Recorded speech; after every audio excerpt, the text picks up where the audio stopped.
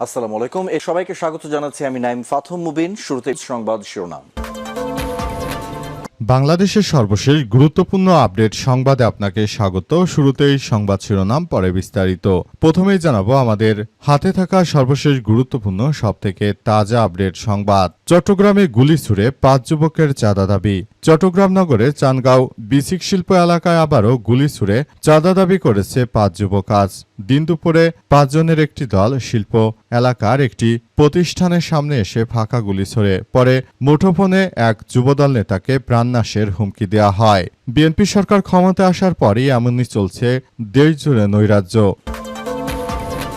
এদিকে জঙ্গল সলিমপুরে র্যাব সদস্য হত্যা মামলায় আরও এক আসামি গ্রেপ্তার। চট্টগ্রামের সীতাকুণ্ডে জঙ্গল সলিমপুরে র্যাব সদস্য হত্যা মামলায় আরও এক আসামিকে গ্রেপ্তার করেছে র্যাব 7। গ্রেপ্তার ইমরান 25 পথরিঘোনা এলাকার ছিন্নমূল 8 নম্বর সমাজের বাসিন্দা এবং আজাহারের পুলা। র্যাব সূত্র থেকে জানা গেছে যে মামলার তদন্তে অংশ হিসেবে গোপন তথ্যের ভিত্তিতে বিকেলে সলিমপুর এলাকার পথরিঘোনায় অভিযান পরিচালনা করা হয়। অভিযানে ইমরানকে গ্রেপ্তার করা হয়েছে। এদিকে সাবেক ডিজিএফআইয়ের প্রধান মাসুদ উদ্দিনের 4 দিনের রিমান্ড। মালয়েশিয়া কর্মী পাঠিয়ে 119 কোটি টাকা আত্মসাতের অভিযোগে দুর্নীতি দমন কমিশন দুদকের করা মামলায় সাবেক সংসদ সদস্য ও ডিজিএফআইয়ের প্রধান লেফটেন্যান্ট জেনারেল অবসরপ্রাপ্ত মাসুদ উদ্দিন চৌধুরী 4 দিনের রিমান্ড মঞ্জুর করেছে আদালত। আজ দুপুরে ঢাকা মহানগর সিনিয়র স্পেশাল জাজ মোহাম্মদ সাব্বির ফয়েজের আদালত এ আদেশ দিয়েছে।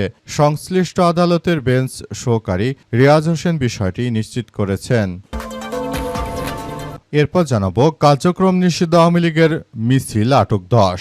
রাজধানী মোহাম্মদপুরে কলেজ গেট এলাকায় মিছিল করেছে আওয়ামী লীগের নেতাকর্মীরা। এই সময় 10 জনকে হাতে নাতে আটক করেছে পুলিশ। আজ তাদের আটক করা হয়। আটকের বিষয়টি নিশ্চিত করেছেন মোহাম্মদপুর থানার ডিউটি অফিসার এসআই মমিনুল। তিনি বলেছেন যে আজ মোহাম্মদপুর কলেজ গেট এলাকায় কার্যক্রম নিষিদ্ধ আওয়ামী লীগের একটি ঝটিকা মিছিল বের হয়েছে।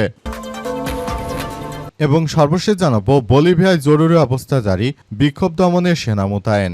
বলিভিয়ায় টানা কয়েক সপ্তাহ ধরে চলা সরকার বিরোধী বিক্ষোভের কারণে দেশটির প্রেসিডেন্ট আজ দেশজুড়ে জরুরি অবস্থা ঘোষণা করেছে। সরকার বিরোধী বিক্ষোভকারীদের সড়ক অবরোধ অপসারণে সেনাবাহিনী এবং বুলডোজার মোতায়েন করা হয়েছে। প্রিয় দর্শক, এতক্ষণ শুনছিলেন সংবাদ শিরোনাম, এবারে বিস্তারিত। তবে তার আগে বন্ধুরা অনুরোধ থাকবে এই সংবাদটিতে একটি লাইক দিন। এই চ্যানেলে আপনি নতুন হয়ে থাকলে আমাদের সংবাদটি দেখতে দেখতে চ্যানেলটি সাবস্ক্রাইব করে রাখুন। কমেন্ট করে বন্ধুরা আপনার মূল্যবান মতামত জানিয়ে দিন আপনি বিশ্বের কোন দেশ থেকে বা বাংলাদেশের কোন স্থান থেকে আমাদের সংবাদটি দেখছেন এবং শুনছেন। আর বন্ধুরা, সংবাদটি আপনার সোশ্যাল মিডিয়া ফেসবুকে শেয়ার করে বন্ধুদেরও দেখার সুযোগ করে দিন।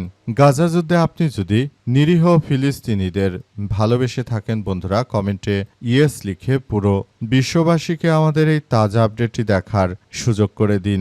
এবারে বিস্তারিত। কার্যক্রম নিষিদ্ধ আওয়ামী লীগের ঝটিকা মিছিল, গ্রেপ্তার 10। রাজধানী মোহাম্মদপুরে কলেজ গেট এলাকায় ঝটিকা মিছিল করেছে কার্যক্রম নিষিদ্ধ আওয়ামী লীগ এবং এর অঙ্গ সংগঠনের নেতারা। এ সময় 10 জন নেতাকর্মীকে গ্রেপ্তার করেছে পুলিশ। আজ তাদের আটক করা হয়। আটকের বিষয়টি নিশ্চিত করেছেন মোহাম্মদপুর থানা ডিউটি অফিসার এসআই মমিনুল। তিনি বলেছেন যে সকালে মোহাম্মদপুরের কলেজ গেট এলাকায় কার্যক্রম নিষিদ্ধ আওয়ামী লীগের একটি ঝটিকা মিছিল বের হয়। সেখানে পুলিশ সদস্যরা উপস্থিত ছিলেন। মিছিল থেকে কয়েকজনকে গ্রেপ্তার করা হয়েছে। এর আগে 18 জন রাজধানীতে নিষিদ্ধ ঘোষিত ছাত্রলীগ, যুবলীগ ও নিষিদ্ধ সংগঠন আওয়ামী লীগের বেশ কয়েকজন নেতাকর্মী সেখানেও মিছিল করে এবং এই ঘটনায় বেশ কয়েকজনকে আটক করার চেষ্টা করা হয়। এই ঘটনায় পুরোপুরি কার্যক্রম যথাযথভাবে চলমান রয়েছে। নতুন করে এই ধরনের যে কোনো সমস্যা আসলে মোকাবেলা করতে সবাই বদ্ধপরিকর। এই ধরনের কার্যক্রমগুলো চলার মধ্য দিয়ে বর্তমান সরকার রাষ্ট্র ব্যবস্থা কিভাবে পরিচালনা করবে সেটি সরকারই খুব ভালোভাবে জানে। সারা দেশ জুড়ে এমন অসংখ্য চাঁদাবাজি, রাহাজানি, ছিনতাইয়ের ঘটনা ঘটছে এবং এই ঘটনাগুলো সবার মনে আসলে দাগ কেটে গেছে। অবস্থায় পরিস্থিতি থমথমে অবস্থা বিরাজ করছে এবং পুরোপুরি কার্যক্রম চালিয়ে যাওয়া হচ্ছে।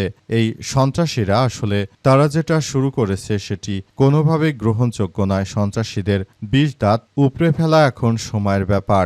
এই মুহূর্তে সরকার সেটা যদি করতে ব্যর্থ হয় তাহলে সরকার আসলে কোনো কিছুই আর করতে পারবে না, কারণ তারা পুরোপুরি ব্যর্থতার মধ্যে পড়েছে। বর্তমান সরকার বিএনপি সরকার 2001 থেকে 6 সালেও ক্ষমতায় আসার সময় কিন্তু দেশ জুড়ে ঠিক একই রকম বিশৃঙ্খল কর্মকাণ্ড শুরু হয়েছিল।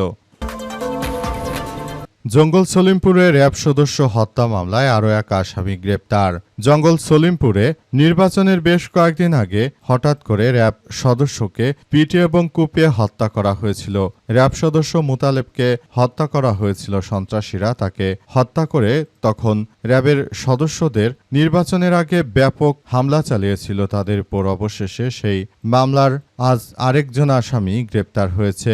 জানা যাচ্ছে এই সন্ত্রাসীরা তারা মূলত যে ধরনের কার্যক্রম শুরু করেছিল সেটি আসলে কোনোভাবেই গ্রহণযোগ্য নয়। এই সন্ত্রাসীরা তারা মূলত যে ধরনের সমস্যার সৃষ্টি করেছে এটি আসলে সবার জন্য এক ব্যাপক সমস্যার সৃষ্টি করেছে। নতুন করে এই বিষয়গুলো খুবই গুরুত্ব সহকারে দেখভাল করা হচ্ছে। নতুন করে আবারও ব্যাপক কার্যক্রম শুরু হয়েছে বলে নিশ্চিত করা হচ্ছে।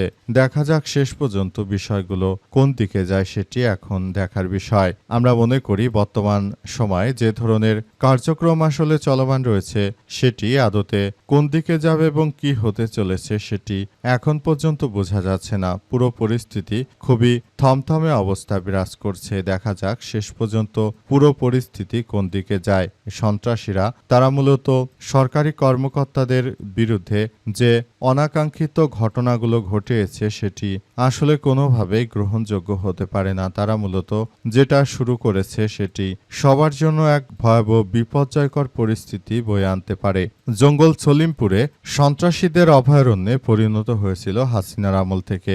বর্তমান স্বরাষ্ট্রমন্ত্রী আসার পর সেখানে অনেক কিছু নিয়ন্ত্রণে নেওয়া হয়েছে।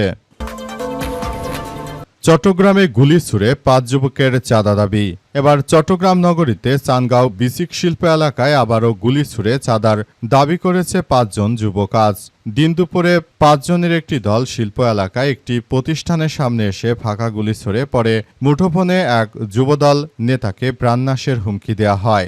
স্থানীয় সূত্র থেকে জানা গেছে যে আজ চানগাঁও বিসিক শিল্প এলাকার ইউনেস্কো বা এসটিএস গ্রুপের সামনে সড়কে 2 রাউন্ড ফাঁকা গুলি ছোড়ার শব্দ শোনা গেছে। এই ঘটনার কিছুক্ষণ পর মুঠোফোনে 4 নম্বর ওয়ার্ডের সম্ভাব্য কাউন্সিলর পদে প্রার্থী হিসেবে পরিচিত এক যুবদল নেতাকে হুমকি দেওয়া হয়। ভুক্তভোগীর ঘনিষ্ঠদের দাবি, ফোনে তাকে বলা হয়, তোকে প্রথমে পায়ে গুলি করব, তোর কোন বাপ তোকে বাঁচায় দেখব।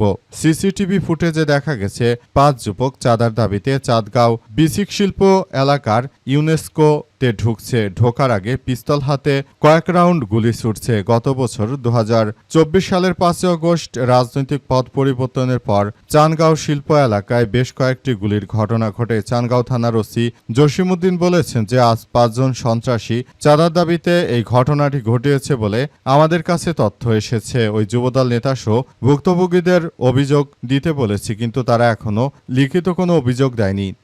তারপরও পুলিশের পক্ষ থেকে আইনগত ব্যবস্থা নেওয়া হচ্ছে বলে জানিয়েছেন তিনি। দুর্নীতির মামলায় সাবেক ডিজিএফআইয়ের প্রধান মাসুদ উদ্দিন 4 দিনের রিমান্ডে। মালয়েশিয়া কর্মী পাঠিয়ে 119 কোটি টাকা আত্মসাতের অভিযোগে দুর্নীতি দমন কমিশন দুদকের করা মামলায় সাবেক সংসদ সদস্য ডিজিএফআইয়ের প্রধান লেফটেন্যান্ট জেনারেল অবসরপ্রাপ্ত মাসুদ উদ্দিন চৌধুরী 4 দিনের রিমান্ড মঞ্জুর করেছে আদালত। আজ দুপুরে ঢাকা মহানগর সিনিয়র স্পেশাল জাজ মোহাম্মদ সাব্বির ফয়েজের আদালত এ আদেশ দিয়েছে। সংশ্লিষ্ট আদালতের বেঞ্চ সহকারী রিয়াজ হোসেন বিষয়টি নিশ্চিত করেছেন। এদিন মামলার তদন্ত কর্মকর্তা দুদকের সহকারী পরিচালক আবুল কালাম আজাদ আসামিকে জিজ্ঞাসাবাদের জন্য 7 দিনের রিমান্ড চেয়ে আবেদন করেন। আদালত রিমান্ড আবেদন এর উপর শুনানি চেয়ে জামিন আবেদন করেন। আসামি পক্ষের আইনজীবী উভয় পক্ষের শুনানি শেষে রিমান্ড মঞ্জুর করা হয়েছে। দুদকের আবেদনে বলা হয়েছে, আসামি মাসুদ উদ্দিন চৌধুরী তার বিরুদ্ধে পরস্পর যোগসাজশে সরকারি ক্ষমতার অপব্যবহার করে মালয়েশিয়া শ্রমিক রিক্রুটের জন্য এজেন্ট হিসেবে নিয়োগ পান। সরকার নির্ধারিত ৭৮,৯৯০ টাকা থাকলেও আসামিরা অতিরিক্ত টাকা নেয়। আসামিরা রিক্রুটেড শ্রমিকদের অবৈধভাবে ক্ষতি সাধন এবং বিভিন্ন ধাপে বাড়তি 119,32,70,000 টাকা আদায় করে। অবৈধভাবে দায়েরকৃত এই অর্থ অবৈধ অবৈধ পন্থায় ছদ্মবিত্ত হস্তান্তর এবং স্থানান্তর রূপান্তরের মাধ্যমে অর্থ পাচার করে আসামিরা দণ্ডবিধি এবং মানি লন্ডারিং প্রতিরোধ আইন তৎস দুর্নীতি দমন প্রতিরোধ আইনে তাদের বিরুদ্ধে এই মামলা করা হয়েছে। এই ঘটনায় এখন পরিস্থিতি থমথমে অবস্থা বিরাজ করছে।